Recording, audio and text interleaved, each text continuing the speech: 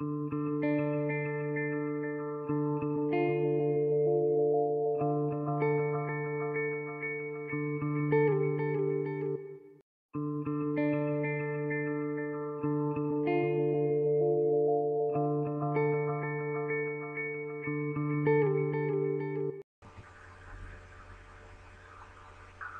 far as the bill is concerned, I'm just trying to simplify this as much as possible for my own benefit and for the rest of the chamber and anyone listening. Can you tell me, is there a difference between someone who's an illegal alien or someone who is undocumented?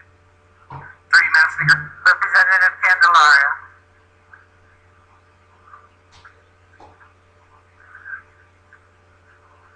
Illegal.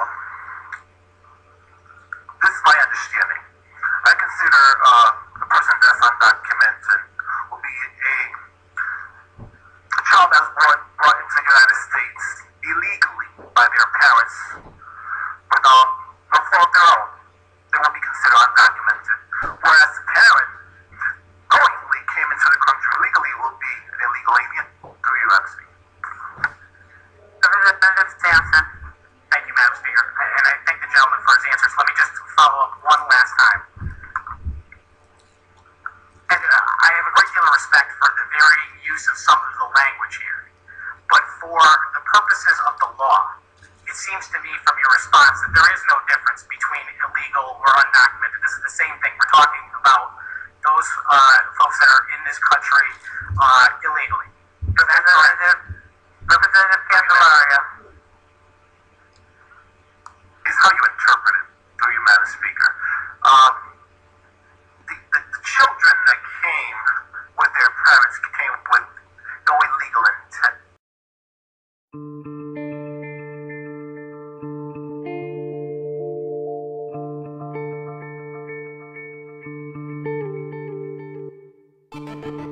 For this project, I decided to interview some teachers in my old high school. Here we have Mrs. Parson. She was my English teacher in junior year, and I'm gonna ask her some question about undocumented students and in-state tuition rates. It's known that there are some states where it's allowed for undocumented students to pay in-state tuition, but there are some others where they prohibit illegal students from qualifying for in-state tuition and federal aid. What do you think about this issue? If we should allow undocumented students to pay in-state tuition, since those rates are very, very high, actually for everybody, for every student. So what is your opinion about this? I think it's very unfair that undocumented students cannot pay in-state tuition if they live in the states that they want to go to school. I think everybody should have the right to an education, and I don't think just because they are not legally in the country that they cannot have the right to get a better education. Continuing the interviews, we have Ms. Rusk. She was my history teacher in my junior year.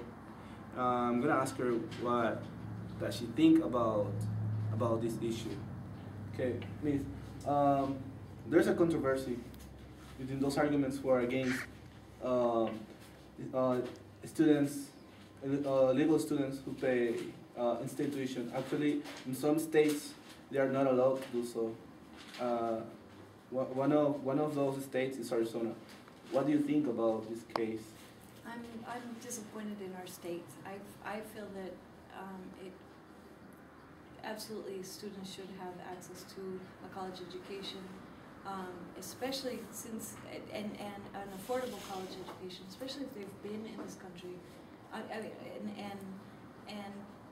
contributing their taxes. I think that I'm very disappointed in the state. I'm disappointed that the DREAM Act has not passed yet, and I think it's absolutely, we are losing out on an amazing group of people who can continue their educations and can continue to contribute to Arizona, and we're shooting ourselves in the foot. I think it's Yeah, because we're not talking about delinquents. We're talking about students who actually want to get a higher education, right? Right, exactly. Okay, so you think that they will contribute with this country further on? Oh, absolutely, and I think that, and they have contributed, and I think that it's criminal to deny young people who have graduated from high school, who have been brought here. They didn't have a choice. Many didn't have a choice, and why will we further deny them? What options will they have, especially when they're motivated to continue with their education? I know so many young people here at Pueblo, brilliant, and there are scholarships like the Scholarships AZ organization, but those are limited too. You know, for students, and we have a lot of work to do politically to convince our legislators, to get new legislators in office to change this. Okay, Miss. Thank you for your time, and I'm really glad to know that there are some people who support this position, that they know that these students will contribute with this country, because they have been here for a long time, and actually they feel like if this is their country, right? Yeah, no, I appreciate your points, absolutely. Yeah, so and continue with our opinions. Here's my government teacher in my high school, Pueblo. She's gonna talk about what she thinks about this issue, this controversy. It's affecting a lot of undocumented students who wants to get a higher education. So, what do you think about all this problem? I'm entirely opposed to to banning in-state tuition for people without their documentation. One of the most positive aspects about America is the immigrant population. It keeps America vibrant, it keeps America growing, and it's also such a punitive action. I think the voters, and not everyone votes, such a small segment of people vote, but they put in place some very punitive measures intending to punish, and I don't think they're thought out in any way whatsoever. And especially when times get tough economically, America has a very, very bad habit of picking on the last immigrant to get here. It happened to the Irish, it happened to the Asians, it happened to Eastern Europeans. The economy gets tough and they turn around and look for someone to blame.